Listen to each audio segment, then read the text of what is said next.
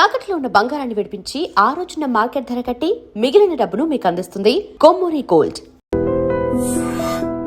దానికి అవతల ఇంకా ఒక ఆర్టిస్ట్ కి ఏమేమి లక్షణాలు ఉండాలి, ఏమి సిస్టమాటిక్ ఏమని చెప్పారు? సిస్టమాటిక్ గా ఉండాలి ఒకటి. అవును, స్కిన్ కేర్ ఇట్లాంటివన్నీ నేర్పించారు ఎవరైనా? స్కిన్ ఇలా చూసుకోవాలమ్మా, రెస్ట్ ఇలా తీసుకోవాలి. ఇది ఈవీ గారు నాకు ఫస్ట్ సినిమాలోనే చెప్పించేవారు. ఏమని? త్వరగా పడుకో, మార్నింగ్ త్వరగా లేచిరా, త్వరగా పడుకుంటే ఫేస్ ఎప్పుడు బాగుంటుంది. అలాగే ఆయన ఫస్ట్ నాకు నేర్పించింది ఏంటంటే, ప్రొడక్షన్లో ఏది నువ్వు ఎదురు చూడద్దు, వాళ్ళు ఇస్తే నువ్వు తీసుకుని, నీకు ఒక స్టేజ్ వస్తే వాళ్ళే ఇస్తారు నీకు. నాకు ఇది కావాలి అది కావాలి అని నువ్వు నస పెట్టావు, నువ్వు ఒక నస ఆర్టిస్ట్ అనుకుంటారు. ఎంత నువ్వు సంపాదనలో ఒక 10,000 తనకు స్పెండ్ చేసుకున్నావు అనుకో, నీ బాడీ కోసం నువ్వు అది స్పెండ్ చేసుకో. నాకు అదే కావాలి, నాకు ఇదే కావాలి, నాకు 5 స్టార్ హోటల్లోనే కావాలి, ఇవన్నీ నువ్వు ఎప్పుడు అడగద్దు. నువ్వు ఒక స్టేజ్ అవుతుంది, నీకు అదే వాళ్ళే ఇస్తారు నీకు. ఇది ఆయన నాకు స్టార్టింగ్లో నాకు చెప్పించారు పాఠం అనమాట. హెల్త్ కేర్ గురించి ఎవరు చెప్పించారు మీకు? డిసిప్లిన్ హెల్త్ కేర్ నేనే ఉంటాను, అది నాకు చిన్న పుట్టినప్పటి నుంచి వచ్చింది. ఇంత సన్నగా ఉన్నారు, తినరా? సడన్ గా చిక్కిపోయారు మీరు. ఎవరు? తింటాను, తక్కువగా తింటాను. ఏం తింటారు? అన్ని తింటాను, తక్కువ తింటాను, క్వాంటిటీ తగ్గిస్తాను అంతే. బట్ డిన్నర్ కూడా తింటారు? అన్ని లంచ్ డిన్నర్ తింటాను, లంచ్ తింటా, అన్ని తింటా. ఏం వంట చేస్తారు ఆమెని గారు? వెజిటేరియన్ కదా మీరు? నాన్ వెజ్ తింటారా? నేను తినను, మా ఇంట్లో అందరూ తింటారు నాన్ వెజ్. మా పిల్లలకి నాన్ వెజ్ లేదు. అంటే మీరు నాన్నగారి వైపు నుంచి మీకు నేను అనుకున్నాను దట్ వెజిటేరియన్ హ్యాబిట్స్ వచ్చి మా అమ్మ కూడా తినరు కదా మామూలుగా? వాళ్ళు తినరు. మా అమ్మ గోల్డ్ స్మిత్, ఆవిడ తినరు, వాళ్ళు కూడా తినరు. బట్ ఇప్పుడు మా పిల్లలు వాళ్ళందరూ తింటున్నారు.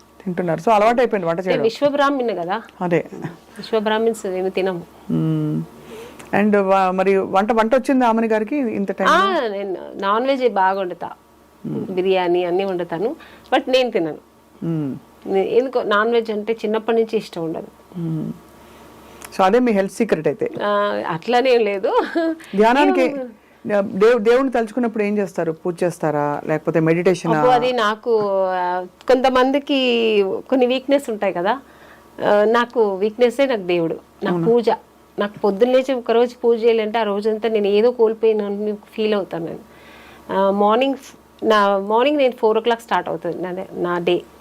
4 o'clock లేచానంటే ఫస్ట్ స్నానం చేసి ఫస్ట్ దేవుడు పూజ, లలిత సహస్రనామం లేదంటే విష్ణు సహస్రనామం, ఏది ఒకరోజు అది ఒకరోజు ఎలా అంటే డేని బట్టి. మంగళవారం అంటే లలిత సహస్రనామం, శనివారం అంటే విష్ణు సహస్రం, ఇలా. అది అంత టైం కూడా లేదంటే అట్లీస్ట్ అష్టోత్తరమైనా చెప్పుకుంటారు. ఆ దీపం పెట్టకుండా నేను బయటికి వెళ్ళను. చాలా మంచి పద్ధతి. దానివల్ల మనం కూడా తర్వాత కొంచెం ఎక్సర్సైజ్ చేసి, ఇంకా అది మనకు బాడీకి అవసరం, ఎందుకంటే హెల్త్ వైస్ అయినా కావాలి కదా. నేను ఇది కొంచెం యోగా అలా చేస్తా.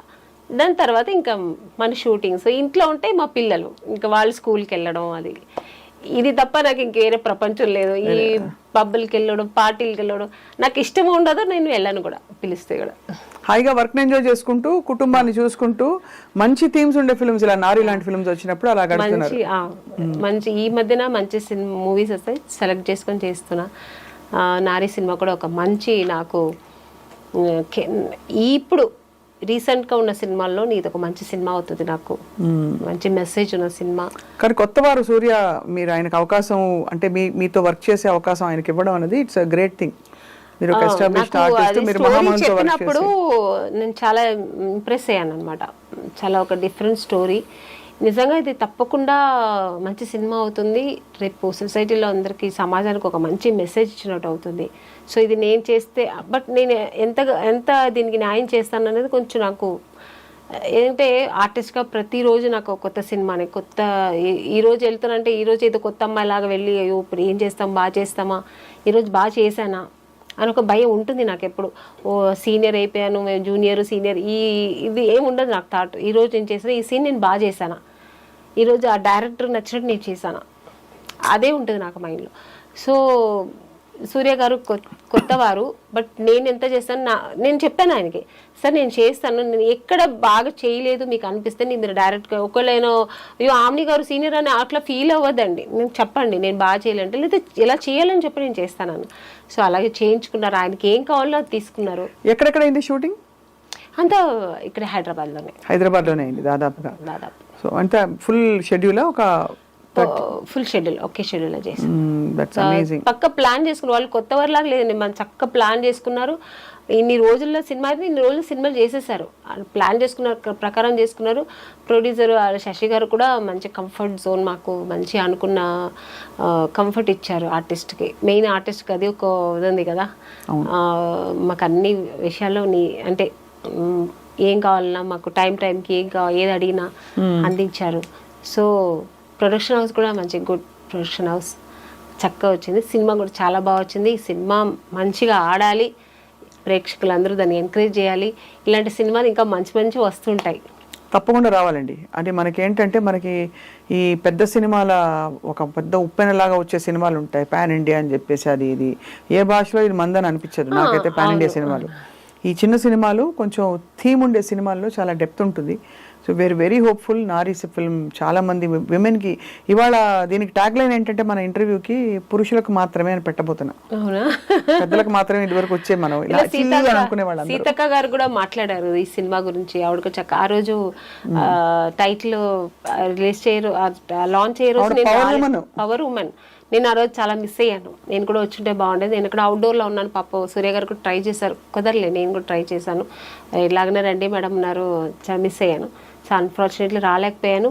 బట్ ఆవిడ చాలా బాగా మాట్లాడింది సినిమా గురించి కానీ, ఇప్పుడు ఈ లేడీస్కి జరుగుతున్న ఒక దీని గురించి కానీ, అన్యాయం గురించి కానీ, లేడీస్ గర్వపట్టుగా లేడీస్ అంటే ఏంటి అనేది ఒక గర్వంగా మాట్లాడింది. నా గురించి కూడా మాట్లాడింది. చాలా థ్యాంక్స్ అండి ఆవిడకి. అంటే మా సినిమాకు ఒక ఇంపాక్ట్ ఉంటుంది ఇలా మాట్లాడినందుకు. ఖచ్చితంగా. అండ్ యాక్చువల్లీ ఇప్పుడు మనం ఒక ఇది చేయాలంది నాకు, మీ జీవితంలో మిమ్మల్ని ఆపే లేదు వేధించే పురుషుడు ఎవరు మాకు తెలియపరచండి ఒక క్యాంపెయిన్ రన్ చేయాలని ఉంది నిజంగా.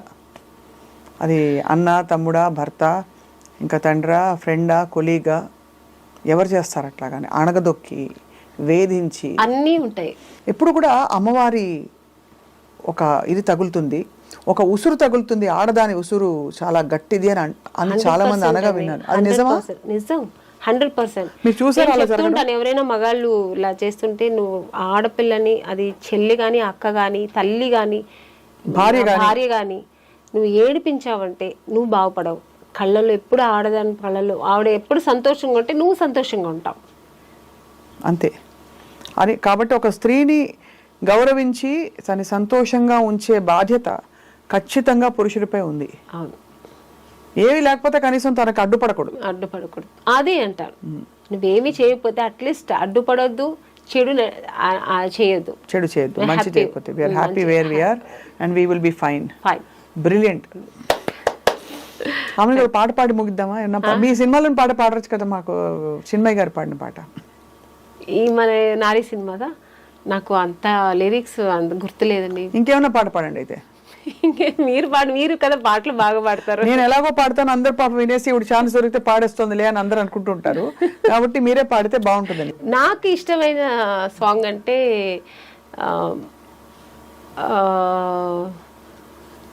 శుభ సంకల్పంలో, బట్ అది కొంచెం పేతాస్ సాంగ్ కానీ ఇష్టం నాకు. పర్లేదు. చీను మన కె విశ్వనాథ్ గారి సినిమాలో నాకు అది చాలా ఇష్టమైన సాంగ్. చినుకులన్నీ కలిసి చిత్ర కావేరి, చివరి కావేరి కడలి దేవేరి, కడలిలో వెతకొత్తు కావేరి నీరు, కడుపులో వెతకొత్తి కన్నీరు కారు, గుండెలోనే ఉంది గుట్టుగా గంగా, నీ గంగా. బాగా పాడారు, చాలా బాగుంది. అయ్యో బాత్రూమ్ సింగింగ్ అండి. లేదు, ఇది స్టూడియో సింగింగ్. ఇది స్టూడియోలో ఉన్నారు మీరు, ఇప్పుడు సభాముఖంగా మీరు పాడారు. అవని గారు సూపర్ గా ఉంది. నేను అలాగే పాడుకుంటాను, ఎప్పుడైనా ఒంటరిగా ఉన్నప్పుడు పాడుకుంటా. But I love music. ఒకసారి ఏమిటో అనరా? ఏమిటో అదే అది మేము కూడా ఏమిటో అనుకుంటూ ఉంటాం. Finally lovely talking to you. ప్రతిసారి మాట్లాడినప్పుడు మీలోంచి ఒక కొత్త విషయం వస్తుంది. మీరు ఎప్పుడు అలగల ఆమని లాగే ఎప్పుడు కోర్స్ ఇది చలికాలంలో మనకి ఆమెని అన్నట్టు వసంతంలో వచ్చే ఆమెని లాగా కళకళలాడుతూ మంచి యాక్చువల్గా నాకు ఆమెని అని పేరు పెట్టింది ఈవి సత్యనారాయణ గారు. అవును తెలుసు. నాకు నిజంగా మీనింగ్ తెలియదు, ఎందుకంటే నాకు మేము పుట్టి పెరిగిందా బెంగళూరు కదా, అంత తెలుగు తెలియదు నాకు నాలెడ్జ్. సో ఆమెని ఏదో పెట్టారనుకున్నా. నేను నాగార్జున గారితో సినిమా సాంగ్ చేస్తున్నాను, ఇది హలో బ్రదర్. ఆమెని అని పిలిచారు, పిలిచిన తర్వాత తిరిగాను వస్తే ఆమెని ఎవరు పెట్టారు పేరు అంటే ఈవి సత్యనారాయణ గారు. ఆ సినిమాలో కూడా ఆయనే డైరెక్టర్. అంటే మీనింగ్ తెలుసా అన్నారు. సార్ తెలియదు సార్ అన్నాను. అంటే ఎంత మంచి పేరు పెట్టారు తెలుసా నీకు, వసంతం, స్ప్రింగ్స్, ఎంత మంచి నేచర్, మంచి పేరు పెట్టారు నీకు అన్నారు. అప్పటి నుంచి నా పేరు నేనే లవ్ చేస్తాను, ఒక ఆమెని అంటే అంత మంచి బాగుందా అని చెప్పి. చాలా బ్యూటిఫుల్ సౌండ్ కూడా ఉంది దానికి, ఫ్రెష్నెస్ ఉంది, ఎప్పటికీ కూడా వాడిపోనిది. ఒక ఉండే ఒక చాలా మంది అసలు సెట్కి వస్తే ఆమెని పాడవే సాంగ్ కూడా పాడుతుంటారు. సో ఒక గుడ్ వైబ్రేషన్ ఉంది. ఒరిజినల్ నేమ్ ఇది మంజుల. మంజుల అది కూడా మంచి పేరే, బట్ అది చాలా రెగ్యులర్ గా అందరూ పెట్టుకుంటారు. ఇది కొంచెం తక్కువ కదా ఆమెని.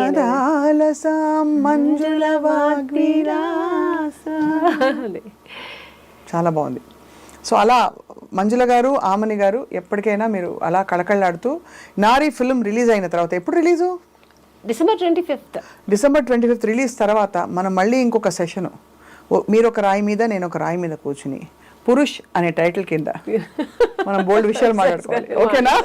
మీ సినిమా చూడాలని మీ వంతు మీరు అందరినీ పిలిస్తే అందరు సంతోషిస్తారు. నిజంగానే ఈ సినిమా తప్పకుండా అందరూ మగవాళ్ళు ఆడవాళ్ళు తప్పకుండా చూడాలి. ఆడవాళ్ళు ఎలా ఉండాలి, ఈ సొసైటీలో ఎలా ఉండాలి అనేది నేర్చుకోవాలి. మగవాళ్ళు కూడా ఆ లేడీస్ని ఎలా ప్రవర్తించాలి, లేడీస్ దగ్గర లేడీస్ని ఎలా వాళ్ళ దారి అంటే తన లైఫ్లో ఎట్లా అన్వయించుకోవాలి వాళ్ళు మంచి విధంగా అనేది ఈ సినిమాలో చాలా బాగా చూపించారు. సో ఈ సినిమా అందరూ తప్పక చూడండి, మిస్ చేయకుండా చూడండి. డిసెంబర్ 25 రిలీజ్ అవుతుంది. ఇలాంటి సినిమాలు మీరు ప్రోత్సహిస్తే